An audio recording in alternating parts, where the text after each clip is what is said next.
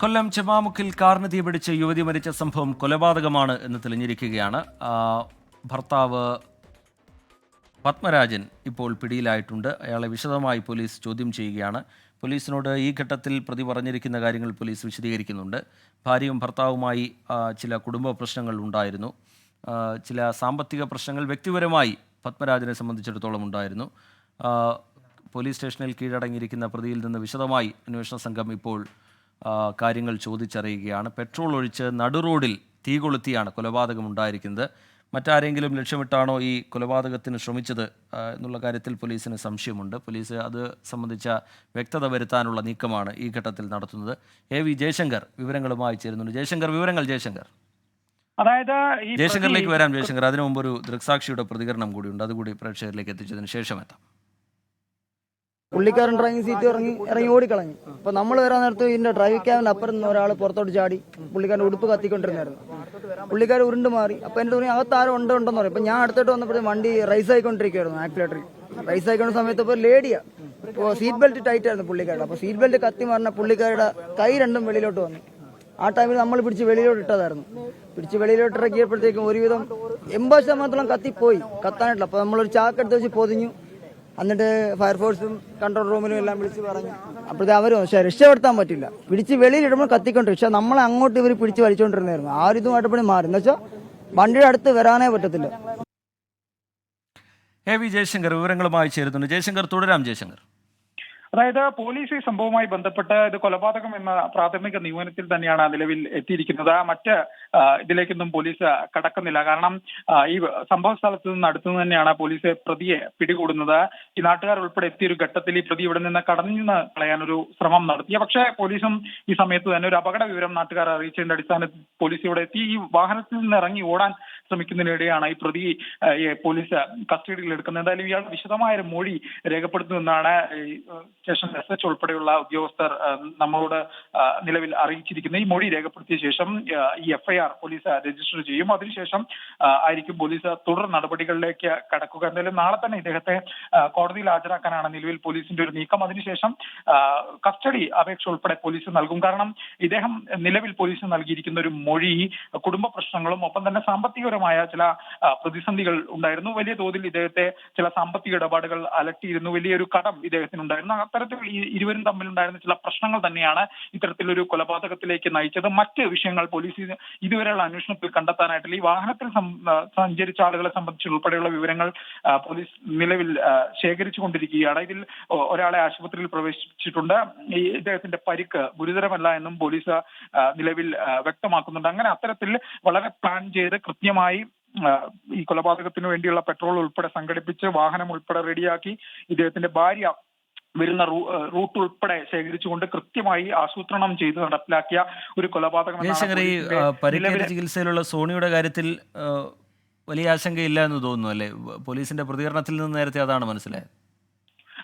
അദ്ദേഹത്തിന്റെ ആരോഗ്യനില തൃപ്തികരമെന്നാണ് നിലവിൽ നമുക്ക് ലഭ്യമാകുന്ന വിവരങ്ങൾ. ഇദ്ദേഹത്തെ കൊല്ലത്തെ തന്നെ ഒരു സ്വകാര്യ ആശുപത്രിയിലേക്ക് മാറ്റിയെന്നാണ് നമ്മൾ മനസ്സിലാക്കുന്നത്. ഈ വാഹനത്തിലേക്ക് പെട്രോൾ ഒഴിച്ച് കത്തിക്കുന്ന ഒരു ഘട്ടത്തിൽ ഈ വാഹനത്തിന്റെ ഡോറ് തുറന്ന് ഇദ്ദേഹം രക്ഷപ്പെടുകയായിരുന്നു. ഈ നാട്ടുകാർ ഉൾപ്പെടെ ഈ സമയത്ത് അവിടെ ഉണ്ടായിരുന്നു. ഈ വാഹനത്തിൽ നിന്ന് മറ്റൊരാൾ ഇറങ്ങി ഓടി. അദ്ദേഹത്തെ കുറിച്ച് വിവരമില്ല എന്ന് നാട്ടുകാർ മറ്റും നമ്മളോട് ഈ ഘട്ടത്തിൽ സൂചിപ്പിച്ചിരുന്നു. എന്തായാലും പോലീസ് ഇതിനെക്കുറിച്ചൊക്കെ അന്വേഷണം പറയുന്നുണ്ട്.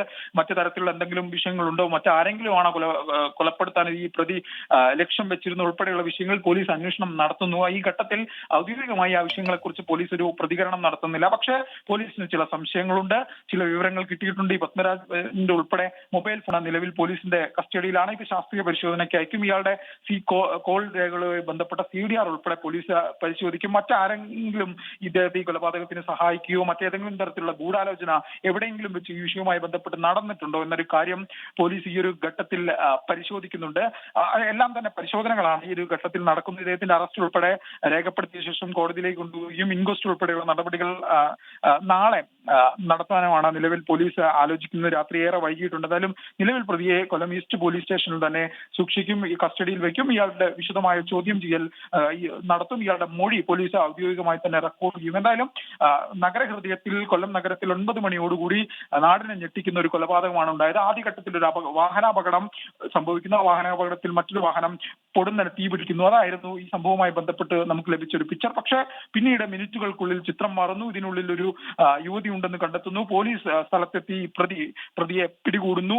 പോലീസ് ഇയാളെ വിശദമായി ചോദ്യം ചെയ്യുന്നു. അവിടെ നിന്നാണ് ഈ വാഹനാപകടത്തിന്റെ കഥ ഒരു കൊലപാതകത്തിലേക്ക് വഴിതിരിയുന്നത്. ഇതിന് പിന്നാലെ പോലീസ് ഇതുമായി ബന്ധപ്പെട്ട വിശദമായ അന്വേഷണങ്ങളിലേക്ക് കടക്കുകയാണ്. എന്തായാലും കേരളത്തെ തന്നെ ഞെട്ടിക്കുന്ന, കേരള മനസാക്ഷിയെ വേദനിപ്പിക്കുന്ന ഒരു കൊലപാതകമാണ് കൊല്ലം നഗര ഹൃദയത്തിൽ സംഭവിച്ചിരിക്കുന്നത്. എന്തായാലും ഈ വിഷയവുമായി ബന്ധപ്പെട്ട് പോലീസിന്റെ ഒരു അന്വേഷണം പുരോഗമിക്കുകയാണ്. പോലീസ് എന്തായാലും പ്രാഥമികമായ പരിശോധനയിൽ, പ്രാഥമിക അന്വേഷണത്തിൽ ഈ പത്മരാജന്റെ മൊഴി ഉൾപ്പെടെ രേഖപ്പെടുത്തുന്ന ഒരു ഘട്ടത്തിൽ ഇതൊരു കൊലപാതകമാണ്. ഇതിന് പിന്നിലെ കാരണം ഭാര്യയും ഭർത്താവും തമ്മിലുണ്ടായിരുന്ന തർക്കങ്ങളാണ്. കുടുംബ തർക്കങ്ങളും ഒപ്പം സാമ്പത്തിക തർക്കങ്ങളും ഇത്തരത്തിൽ കൊലപാതകത്തിലേക്ക് നയിച്ചു എന്നാണ് പോലീസിന്റെ പ്രാഥമികമായിട്ടുള്ള നിഗമനം. അതിനപ്പുറത്തേക്കുള്ള കാര്യങ്ങളിലേക്ക് പോലീസിന് തെളിവുകൾ ലഭിച്ചിട്ടില്ല. നിലവിൽ ഇയാളുടെ മൊഴി ഉൾപ്പെടെ പരിശോധിച്ച്, ഇയാളുടെ മൊബൈൽ ഉൾപ്പെടെ പരിശോധിച്ചാണ് പോലീസ് ഇത്തരത്തിൽ ഒരു നിഗമനത്തിലേക്ക് എത്തിയത്. ഇനി ഈ വിഷയവുമായി ബന്ധപ്പെട്ട് പോലീസ് അന്വേഷിക്കുന്നത് ഏതെങ്കിലും തരത്തിലുള്ള ഗൂഢാലോചന ഈ വിഷയത്തിൽ നടന്നു എന്ന കാര്യം തന്നെയാണ്. ആ ഗൂഢാലോചന സംബന്ധിച്ചാണ് പോലീസ് അന്വേഷിക്കുന്നത്. മറ്റാരെങ്കിലും ഇദ്ദേഹത്തെ ഇത്തരം ഒരു കൃത്യം നടത്താൻ പ്രേരിപ്പിച്ചോ ഇല്ലെങ്കിൽ ഇദ്ദേഹത്തിന് സഹായം നൽകിയോ എന്നുള്ള കാര്യം പോലീസ് പരിശോധിച്ചു വരികയാണ്. ഈ വാഹനം ഉൾപ്പെടെ ആരുടെ വാഹനമാണ്, ഇദ്ദേഹത്തിന്റെ തന്നെ വാഹനമാണ് ഈ ഒമിനി എന്നുൾപ്പെടെയുള്ള കാര്യങ്ങൾ പോലീസ് നിലവിൽ പരിശോധിക്കുന്നുണ്ട്. കാരണം നിലവിൽ പുറത്തിറങ്ങാത്തൊരു മോഡൽ ഒമിനി വാഹനമാണ്, കുറച്ച് പഴയ വാഹനമാണ്. ഇദ്ദേഹത്തിന്റെ സ്വന്തം വാഹനമാണോ മറ്റെവിടെന്നെങ്കിലും വാടകയ്ക്കെടുത്താണോ ഇത്തരത്തിലൊരു കൃത്യത്തിന് ഉപയോഗിച്ചത്? ഈ കൃത്യം നടത്തിയ ശേഷം ഏതൊരത്തിലായിരുന്നു ഒരു പ്രതി രക്ഷപ്പെടാൻ ഉദ്ദേശിച്ചിരുന്നത് ഉൾപ്പെടെയുള്ള കാര്യങ്ങളുണ്ട്. ഇയാൾക്ക് ഒരു കൊലപാതകം നടത്തണമെങ്കിൽ മറ്റു തരത്തിലുള്ള മാർഗങ്ങളിലേക്ക് കിടക്കാമായിരുന്നു. പക്ഷെ അതൊന്നും ശ്രമിക്കാതെ ഈ നടു റോട്ടിൽ വെച്ചുകൊണ്ട് നഗരഹൃദയത്തിൽ ഇത്തരത്തിൽ ക്രൂരമായി പെട്രോൾ ഉപയോഗിച്ചൊരു കൊലപാതകം നടത്താൻ ഈ പ്രതി ശ്രമിക്കുമ്പോൾ അതുമായി ബന്ധപ്പെട്ട് കൃത്യമായ ഒരു അന്വേഷണം പോലീസിന്റെ ഭാഗത്തുനിന്നുണ്ട്. അങ്ങനെ പല തലത്തിൽ പല കാര്യങ്ങളെ കുറിച്ചുള്ള ഒരു അന്വേഷണമാണ് കൊല്ലം ഈസ്റ്റ് പോലീസ് ഈ വിഷയത്തിൽ നടത്തുന്നത്. ഇനി രാത്രി ഏറെ വൈകിയും ഇയാളെ ചോദ്യം ചെയ്യാനാണ് പോലീസിന്റെ ഒരു തീരുമാനം. കാരണം ഇയാൾ നൽകുന്ന ഉത്തരങ്ങളിൽ നിന്നാണ് പോലീസ് ആദ്യ നിഗമനങ്ങളിലേക്ക് എത്തിയത്. അതിൽ കുറച്ചുകൂടി ക്ലാരിറ്റി ആ വിഷയങ്ങളിൽ കിട്ടാനുണ്ട്. അതിനുശേഷം കൃത്യമായി ആ ഡോട്ടുകൾ പൂരിപ്പിച്ച് ഇതിന്റെ ഒരു സമ്പൂർണ്ണ ചിത്രം ഉണ്ടാക്കാൻ സാധിക്കുമെന്നൊരു പ്രതീക്ഷ പോലീസ് വെച്ചു പുലർത്തുകയും ചെയ്യുന്നു. എന്തായാലും ഇതുമായി ബന്ധപ്പെട്ട് പ്രാഥമിക നിഗമനം ഇതൊരു കൊലപാതകമാണ്. കൃത്യമായി ഭാര്യയും ഭർത്താവും തമ്മിലുള്ള കുടുംബ വഴക്കാണ് ഇത്തരത്തിലൊരു കൃത്യത്തിലേക്ക് നയിച്ചത് എന്ന് തന്നെയാണ് പോലീസ് ഈ വിഷയവുമായി ബന്ധപ്പെട്ട് നമ്മോട് പറയുന്നത്. ഈ നാട്ടുകാരുൾപ്പെടെയുള്ള ആളുകൾ ഈ ഒരു സംഭവത്തിന്റെ ഞെട്ടലാണ്. കാരണം ആദ്യഘട്ടത്തിൽ ഒരു വാഹനാപകടം നടക്കുന്നതായി തോന്നുന്നു. പക്ഷെ അതിനുള്ളിൽ ഒരാൾ കുടുങ്ങിയിട്ടുണ്ടെന്ന് പിന്നീട് മനസ്സിലാക്കുന്നു. ഇയാളെ രക്ഷിക്കാൻ ശരി, എ വി ജയശങ്കർ വിവരങ്ങൾ നൽകിക്കൊണ്ടിരിക്കുകയാണ്.